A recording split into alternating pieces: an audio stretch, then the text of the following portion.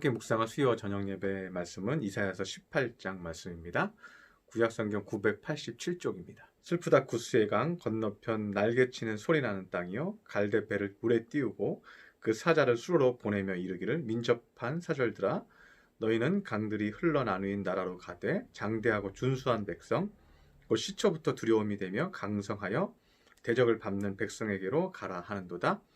세상의 모든 거민 지상에 사는 너희여 산들 위에 기치를 세우거든 너희는 보고 나팔을 불거든 너희는 들을지니라.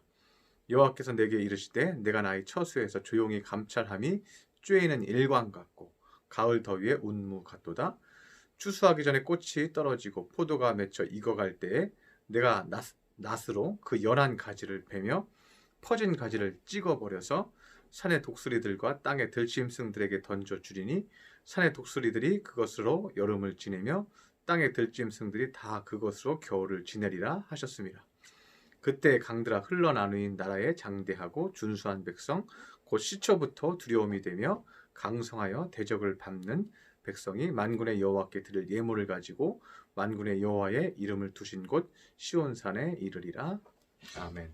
오늘 본문에 나오는 이사야서 18장은 구스에 대한 말씀이 나오고 있습니다. 근데 구스에 대한 말씀은 심판이라기보다는 경고의 말씀이 나오고 있고 또 경고의 말씀이 나오면서 또한 축복의 말씀도 동시에 나오고 있는 것을 발견할 수가 있습니다. 그런데 왜 그런 모습들이 보일까? 우리 함께 생각하고 우리 신앙 안에서 점검하기를 원합니다. 이 구스는 이제 에티오피아 땅을 말하고 있죠. 그래서 에티오피아는 이 애굽과 이게 붙어 있는 땅이고 매우 풍성하죠. 그리고 물론 지금 매우 가난한 땅으로 우리가 생각하고 있지만 에티오피아가 그렇게 사막만 있는 사막지대가 아니고요. 비옥한 지역들이 많이 있어요. 특히 이제 고산지대로 갈수록 비옥해서 커피가 아주 잘 자라고 커피 맛이 아주 좋은 걸로 유명하죠. 그래서 그 에티오피아의 예가체프라는 커피가 굉장히 유명한 것으로 알려져 있습니다. 그래서 그 커피 향 안에 약간 초코 맛도 나고 파카 향도 나고 뭐 이런 다양한 커피 향이 나는 그런 커피가 이제 예가체프죠. 그래서 이 에티오피아는 자기네 커피에 대한 이 자부심과 자존심이 굉장히 강하다고 합니다. 그래서 그들이 얘기할 때 커피는 딱 두 종류밖에 없다. 그거는 에티오피아 커피 예가체프하고 그리고 나머지 커피 이렇게 나머지 커피는 그냥 거기서 거기라는 거죠. 그런 커피하고 자기네들 예가체프 이 두 종류밖에 없다 이렇게 얘기할 정도로 자존심도 강한 민족이고 그리고 시바 여왕이 솔로몬 왕과 동침해서 낳은 아이가 이 에티오피아를 세웠다고 그렇게 그들이 믿고 있죠. 물론 역사적 근거는 정확하지 않다고 합니다. 그런데 그들이 이제 그렇게 믿고 있기도 합니다. 그런데 이 구스 땅은 이 에티오피아 땅은 매우 당시에도 풍요로웠던 부분들이 있었습니다. 그래서 1절에 보면 슬프다 구스의 강 건너편 날개치는 소리나는 땅이여라고 말하고 있습니다. 그 날개치는 소리나는 땅이여 할 때 이제 여러 가지 해석들이 있는데 날개를 칠 정도로 풍요롭다라는 얘기도 하지만 공동 번역 같은 경우에는 이 날개친다 그랬을 때 이게 영어 성경에도 휘어링이라는 단어가 쓰였거든요. 휘어링 윙스. 그래서 날개친다고 할 때 새들이 이렇게 고요하게 나는 게 아니고요. 파리 소리 나듯이 윙 이렇게 나는 소리예요. 아니면 이제 메뚜기 소리처럼 이렇게 벌레들이 나는 소리라는 거죠. 그래서 그 벌레들이 하늘을 덮을 정도로 많다는 거죠. 그래서 그 킹제임스 버전에서는 shadowing with wings 이렇게 돼 있어요. 윙스 하면 이제 새들인데 날아가는 것들이 윙스인데 날아가는 것들과 함께 쉐도잉 한다는 거는 이제 그림자가 진다는 거거든요. 그러니까 그림자가 질 정도로 이제 곤충이 나는 소리가 난다. 그런 땅이다라고 이제 말하고 있습니다. 그래서 이게 이제 저주받은 땅에 대해서 얘기한다고 말하는 사람들도 있고 이것이 모든 것이 풍성한 땅이다. 이제 그 다음 구절들을 보면 이제 매우 풍성하고 좋은 땅이다라는 것을 표현한다고 얘기하는 이제 주석가들도 있습니다. 그래서 앞에 보면 슬프다라는 말이 나오죠. 그래서 영적으로 슬픈 것을 의미하고 있습니다.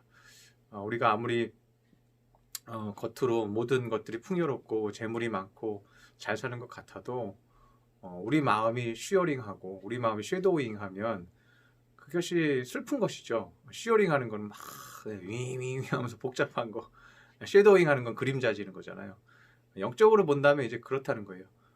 풍요롭고 비옥하고 커피가 나오고 뭐 이런 뭐 그런 고산지대의 모든 작물들이 나오는 그런 땅이지만 거기에 쉬어링한 게 있고 벌레들이 들끓고 벌레들이 막 소리 내면서 날아다니고 어둠이 자꾸만 그림자가 진다 그러면 영적으로 좋지 않은 것이겠죠. 그래서 물질적으로 풍요로운데 슬프다라는 것을 알 수 있습니다. 그래서 우리가 물질적으로 풍요롭고 모든 것이 겉으로 가시적으로 잘 된다고 해서 그것이 기쁨이 아니라는 것을 발견할 수 있는 부분이라고 할 수 있습니다.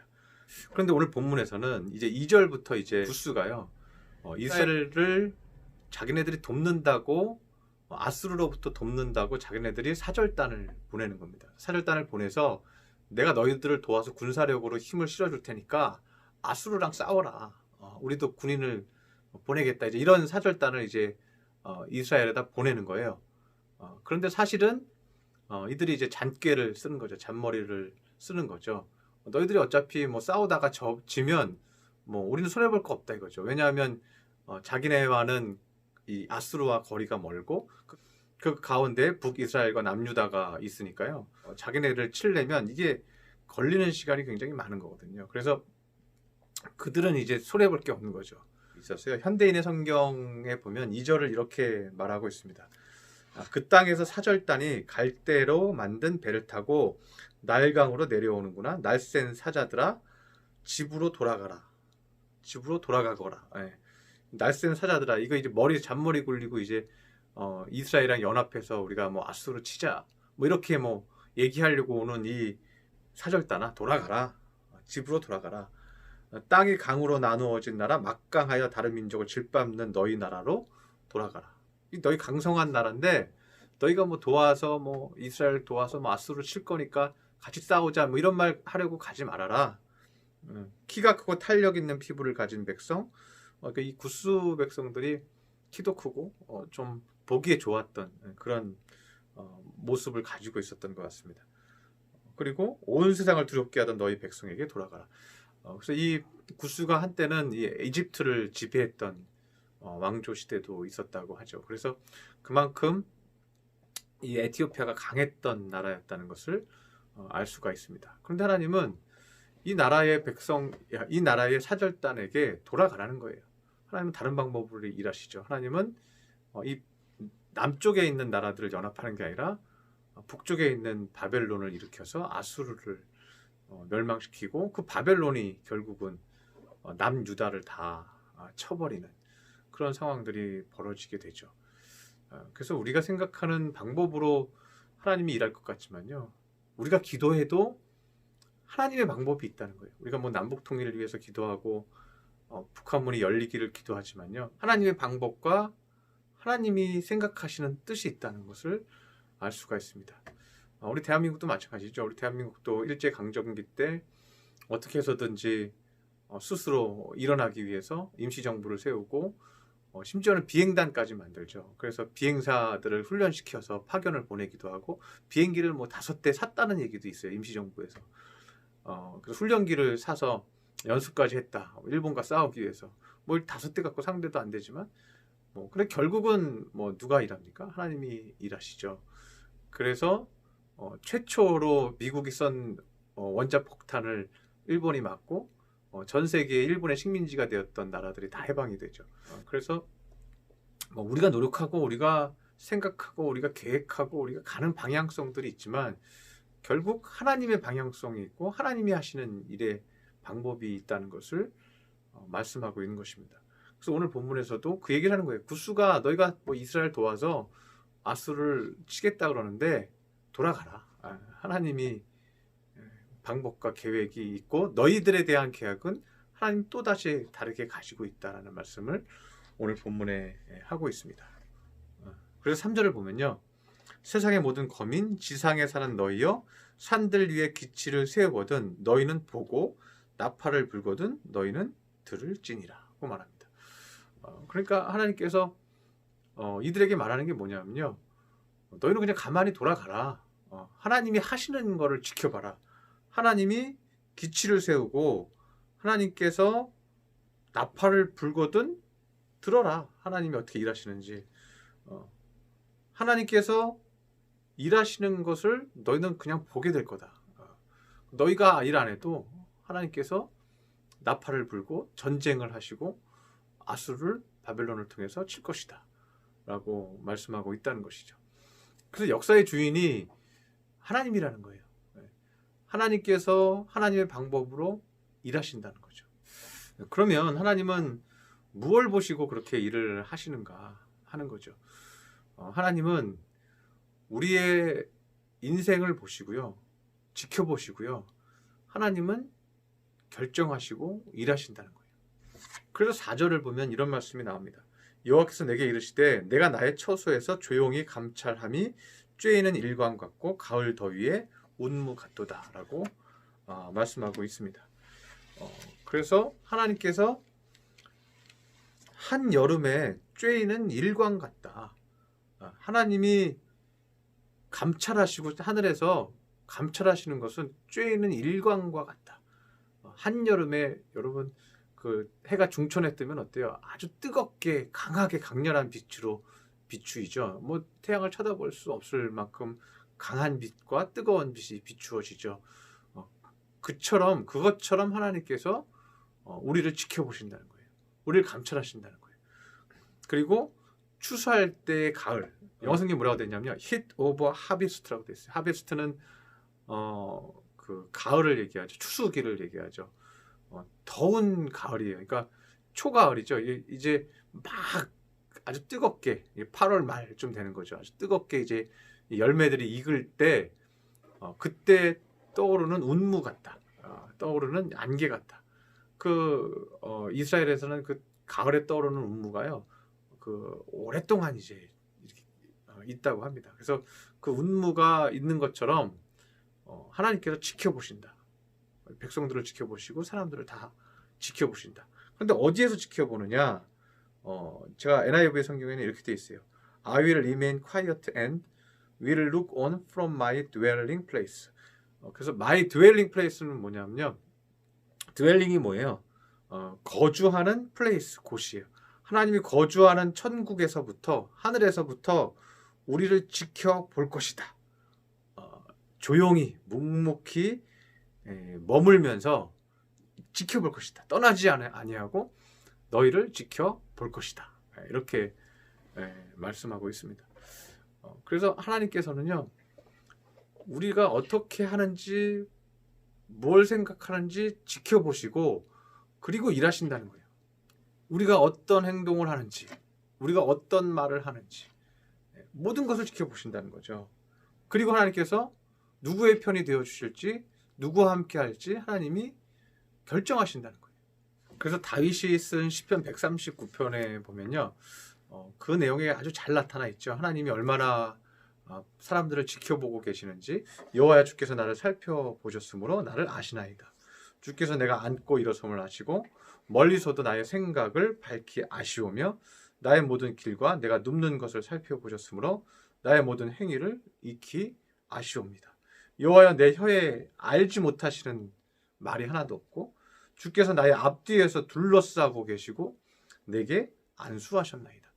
그러니까 이 다윗이 얘기하는 이 하나님이 자신을 지켜보는 그 밀접도는요, 너무 가깝게 자기를 아주 철저하게 지켜보고 있다는 거예요. 나의 앉고 일어섬을 알고 내가 어떤 길을 걷고 있는지 알고 내가 눕는 것과 깨는 것도 알고 내가 하는 말 한마디 한마디를 다 알고.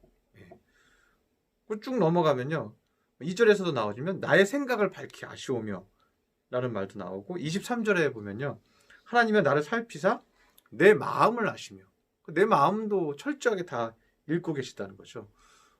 그 나를 시험하사 내 뜻을 아옵소서. 하나님께서 주께서 나를 살펴보셨으므로 나를 모든 경험적으로요, 내가 사는 인생의 모든 경험 가운데서 하나님과 나와의 관계 가운데서요, 어떤 상황에서는 어떻게 반응하고 어떻게 생각하고 어떻게 말하고 어떻게 분노하고 어떻게 기뻐하는지 이 모든 것들을 살펴보셨으므로 나를 아시나이다라고 얘기합니다. 그래서 이 나를 아시나이다라는 단어를 쓸 때 이 히브리어에서는요 야다라는 단어가 쓰였어요. 이 야다라는 단어는요 그 체험적으로 알다 이런 의미예요. 그러니까 계속해서 하나님이 그 사람을 체험하시는 거예요. 그리고 그 사람이 겪는 일마다 그 사람이 어떻게 반응하는지 어떤 생각을 갖고 있는지까지 하나님이 체크하고 계시다는 것을 말씀하고 있는 것입니다. 그리고 어떤 면에서는 안다라는 의미도 되지만요. 여러분 안다라는 얘기할 때 우리가 어떻게 얘기해요? I know 얘기하잖아요. 영어로 I know와 동의어가 뭐예요? I see잖아요. I see. 나는 너를 알아 그러면 똑같은 동의어가 뭐야? I see잖아요. 내가 너를 봤어. 나는 널 봤어. 너를 봤다는 건 뭐예요? 너를 알아. 이게 또 뭐예요? I see는 뭐랑 같은 거예요? 우리 중학교 영어에서 배우잖아요. I understanding이잖아요. 내가 너를 이해해 이런 뜻이잖아요. 그러니까 하나님이 나를 안다는 거는요. 체험적으로 안다는 것은 I know가 되는 거고 동시에 나를 본 거죠. I see. 내가 뭘 했는지, 내가 어떤 경험을 겪었는지, 누가 나를 상처를 주었는지, 누가 내가 혼자 울고 있는지 그 하나님이 다 보고 계셨다는 거예요. 보고 하시는 거죠. 체험적으로 아시는 거죠. 예. 그리고 어떻게요? I understanding 하는 거죠. 나를 이해하시는 거예요. 그러니까 하나님이 나를 속속들이 안다는 거는요. 그건 단순히 두렵고 무서운 것만은 아니에요. 하나님이 나를 깊이 아시고 나를 체험적으로 보시고 지켜보시고 나를 언더스탠딩, 나를 이해하신다는 거는 우리에게 굉장히 유익하고 좋은 일이라는 거죠. 그럼 우리는 뭐만 하면 되는 거예요? 우리는 정직하기만 하면 되죠. 하나님 앞에. 하나님 내가 이래요. 내가 이렇게 생겨 먹었습니다. 하나님 어쩌면 좋겠습니까? 다윗이 그런 고백들을 하는 거예요. 그래서 이런 얘기를 하는 거죠. 나를 시험하사 내 마음을 아소서. 예. 나는 이런 사람입니다. 그렇게까지 솔직하게 다윗이 마음을 항상 고백하기 때문에 하나님께서 다윗을 귀하게 여기셨죠. 왜 하나님 앞에 항상 정직한 자신의 심령을 그대로 드러내고 그 통회하는 심령과 그 상한 마음을 주님 앞에 그대로 보여드리기 때문에 하나님은 그를 위로하시고 그에게 힘주시고 그를 왕으로 끝까지 붙들어 쓰셨다는 것을 우리가 발견할 수가 있는 것입니다. 그런데 재밌는 것은요. 이 구스 땅, 이 에티오피아 땅에 대해서 하나님께서 축복을 하고 있다는 것을 발견할 수가 있습니다. 7절을 보면 마지막 7절을 보면 그때 강들이 흘러 나누인 나라의 장대하고 준수한 백성. 이 강들이 흘러 나누인 나라가 어느 나라예요? 에티오피아잖아요. 구스예요. 이 나라가 또 장대하고 준수한 백성, 키도 크고 장대하고 멋있는 백성이에요. 근데 이 백성이 곧 시초부터 두려움이 되며 강성하여 대적을 밟는 백성이 옛날부터 이게 막 강해서 주변 국가를 다 이기는 그런 백성인데 이 백성이 다른 나라들은 보면은 아수르든 뭐 다메섹이든 모압이든 하나님께서 다 심판하신다고 말씀하고 있잖아요. 구스는 심판이 예언되어 있는 것이 아니고요. 여호와께 드릴 예물을 가지고 만군의 여호와의 이름을 두신 시온산, 이 시온이면 예루살렘을 의미하거든요. 시온산에 와서 예물을 드리러 오는 백성이 될 것이다라고 예언을 하고 있다는 것입니다. 왜 하나님은 이 땅을 축복하는 것일까? 그래서 지금도 에티오피아는 그 에티오피아 정교회 사람들이 그 신앙을 가진 사람들이 45% 정도가 되죠. 그리고 우리가 사도행전 8장에 보면은 이 에티오피아 내시가 빌립에게 복음을 받게 되죠. 이사야서를 읽던 에티오피아 내시가 사도행전 8장에 보면 에티오피아 사람 곧 에티오피아 여왕 간다게의 모든 국고를 맡은 관리인 내시가 예배하러 예루살렘에 왔다가 돌아가는데 수레를 타고 선지자 이사야 글을 읽더라. 성령이 빌립더러 이르시되 이 수레로 가까이 나아가라 하시거늘 빌립이 달려가서 선지자 이사야 글을 읽는 것을 듣고 말하되 읽는 것을 깨닫느냐. 이 에티오피아 내시가 예물을 드리러 온 거예요. 그 예루살렘에 온 거죠. 그러니까 이 예언이 성취된 거죠. 그런데 빌립을 통해서 예수님을 소개받죠. 그래서 바로 세례를 받는 그런 일들이 일어나는 것을 우리가 잘 알 수가 있습니다. 그래서 에티오피아는요 그런 축복을 받았어요. 이 자존심도 강한 민족이고 자기네들이 강대하다는 것을 아는 그런 민족이에요. 근데 이들이 하나님을 만나고 예수님을 영접하는 그런 나라가 되었다는 것이고 또 그런 나라가 될 것을 하나님이 예언하고 있다는 것입니다. 그러면 그 앞에 있는 내용들을 맥락으로 좀 볼 때요. 하나님께서 다 지켜보시고 계시는 거죠. 그 민족을 다 지켜보시고 계시는 거죠. 그 민족의 마음을 지켜보시고 그 민족의 행위를 지켜보시고 다 지켜보시고 하나님이 축복할 자를 축복하시는 거죠. 그런데 에티오피아의 모습을 보면요. 지금 에티오피아 사람들을 그 IS가 한때는 우리 에티오피아 정교회 사람들을 잡아서 사형을 시키기도 하고 그런 장면들이 사진에 오르기도 했죠. 이 에티오피아 정교회 사람들이요. 하나님을 향한 진심이 굉장히 강해요. 사도행전에 나오는 이 에티오피아 내지도 마찬가지죠. 이사야 글을 읽다가 그 말씀이 궁금하여서 빌립이 말씀을 전할 때 성령이 그에게 복음을 전하라 하고 말을 하죠. 성령이 왜 그에게 복음을 전하라고 말씀을 했을까요? 그가 진심을 갖고 있기 때문에 그렇죠. 그가 진심으로 예수님을 영접하고 세례받을 것을 알고 있기 때문에 그랬죠. 그래서 이들의 작은 풍습 안에서도요, 이 에티오피아 사람들에게는 그런 것을 느낄 수가 있습니다. 그 에티오피아에 가면 커피를 대접하는 가정들이 있다고 합니다. 그런데 세 잔을 마셔주는 게 예의래요. 예. 가면 한 잔 마시고 가면 안 된대요. 그런데 세 잔을 마셔줘야 하는 이유가 있는데 그 이유가 뭐냐면 첫 번째 작은 잔에 한 잔을 주면 그 한 잔을 마실 때 그 한 잔에는 우애라는 우정이라는 의미가 있대요. 내가 그걸 마시면서 감사합니다 하고 마실 때는 우정이 시작이 되는 거예요. 그리고 한 잔을 더 줍니다. 그러면 한 잔을 더 마시면 두 번째 것을 받아 마실 때는 평화의 의미가 있대요. 그래서 앞으로 너랑 나랑 싸우지 말자. 계속 평화롭게 잘 지내자. 이런 의미가 있대요. 그리고 이제 세 번째 잔을 또 이제 권한대요. 그럼 세 번째 잔을 마실 때는요. 우리 이제 서로 축복하자. 서로 축복하는 관계가 되자. 이런 의미가 있대요. 그래서 그 에티오피아 사람들이 커피를 줄 때는 세 번을 주고 세 번을 다 마셔야 이 사람들이 좋아한다는 거예요. 예. 그리고 그거에 대해서 뭐 보상을 바라지도 않고 우애가 생기고 평화 있고 서로 축복하자. 이거에 대한 그 진심에 대한 것들을 확인하면서 대접한다는 거죠. 그러니까 이들 민족성 자체에 진심이라는 게 담겨져 있는 거예요. 이러한 예가 사도행전 17장 11절에도 나오죠. 베레아 사람들은 신사적이어서 베레아 사람들은 데살로니가 사람들보다 신사적이어서 그 말씀을 받고 깊이 상고한다는 말씀이 나오죠. 진심이 있다는 거죠. 그러니까 그런 사람의 특성, 진심을 가지고 있는 특성을 하나님께서 보고 계신다는 것이고 그런 순수한 마음과 진심을 가지고 있다는 것을 발견할 수가 있는 것입니다. 그래서 에티오피아에 대한 축복이 나오는 거예요. 우리도 마찬가지입니다. 우리 이번 주가 이제 어린이 주일이 다가오는데요. 어린이에겐 순수함과 진심이 있죠. 그 순수함과 진심을 가져야 천국에 온다고 예수님께서는 말씀해 주셨죠. 진심이 있는 것을 하나님께서는 감찰하시고 보시고 축복을 예언하신다는 것을 발견할 수가 있습니다. 그런데 반면에 이 아수르는요, 이 구스를 축복하는 그 가운데 심판이 예언되어 있습니다. 그 심판이 뭐냐면 5절에 보면 추수하기 전에 꽃이 떨어지고 포도가 맺혀 익어갈 때 내가 낫으로 그 연한 가지를 베며 퍼진 가지를 찍어 버려서 추수가 이제 막 다가왔어요. 그래서 꽃이 피는데 이 꽃이 떨어지게 한다는 거예요. 또 포도가 맺혀서 익어갈 때에는 낫으로 그 연한 가지를 다 잘라 버리신다는 거죠. 제가 여러 번 얘기했지만 축복은 우리가 뭐 키울 수 있어서 축복이 아니잖아요.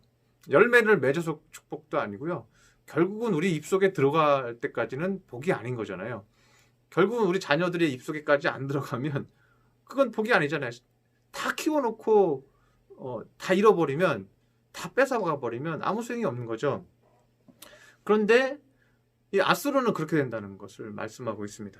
6절에도 산의 독수리들과 땅의 들짐승들에게 던져주리니 그거 다 키우고 포도고 뭐 다 열매가 맺혔는데요. 하나님께서 그걸 누굴 줘요? 사람 못 먹게 하고 앗수로 못 먹게 하고 산의 독수리들과 딸의 들짐승이 여름을 지낼 만큼 들짐승들에게 많이 준대요. 그리고 겨울을 지낼 만큼 다 앗수르한테 뺏어서 들짐승한테 하나님이 주신다는 거예요. 다 키워놓고요. 노력은 노력대로 다 하고 고생은 고생대로 하고 그렇게 하신다는 거예요. 왜요? 이들에게는 진심이 없습니다. 그래서 축복이 예언되어 있지 않아요. 오히려 심판이 예언되어 있어요. 우리가 오늘 본문을 통해서 느낄 수 있는 것은 하나님은 하늘에서 조용히 우리를 지켜보고 계시다는 거예요. 우리 행동과 우리의 말만 보시는 것이 아니라 우리의 마음을 다 감찰하신다는 거예요. 그리고 축복을 예언할지 심판을 예언할지 하나님께서는 일하시고 계획하시고 이끄신다는 거예요. 하나님의 축복을 받는 비결은 하나님 앞에 정직한 것입니다. 하나님 앞에 진심을 가지는 것입니다. 다윗이 중심을 하나님께 드렸으므로 그 중심을 보시고 왕으로 삼으셨듯이 우리의 진심과 우리의 중심으로 하나님을 사랑하고 우리의 진심을 가지고 우리가 하나님 앞에 쓰임받고 이렇게 하면요 하나님은 그 진심을 보시고요 구스와 같이 에티오피아와 같이 축복하시는 것입니다. 여러분의 삶에 항상 하나님을 향한 진심이 있어서 또 영혼들을 향한 진심이 있어서 하나님이 축복을 계획하는 거룩한 하나님의 자녀들이 되시기를 축원합니다. 기도하겠습니다. 할렐루야. 사랑의 하나님 아버지, 오늘은 구스 땅에 대해서 하나님께서 얘기하시면서 두 가지를 말씀하십니다. 구스가 자기 꾀로 또 이스라엘과 유다를 도와 앗수르를 치겠다고 또 사절단을 보내지만 그렇게 할지라도 하나님께서 일하실 것이니 돌아가라고 말씀하고 있습니다. 그들이 꾀를 부려 일할지라도 하나님께서는 바벨론을 통해서 앗수르를 심판하십니다.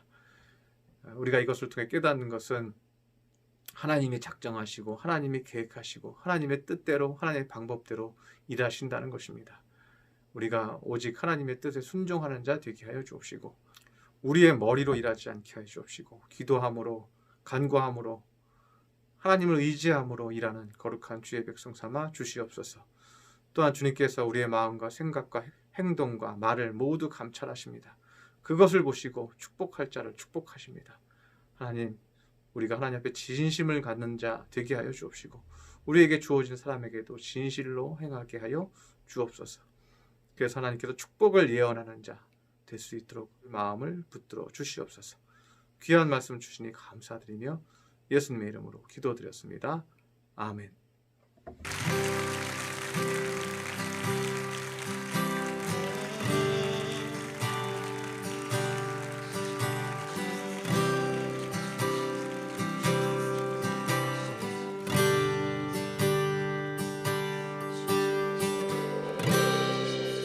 모든 상황 속에서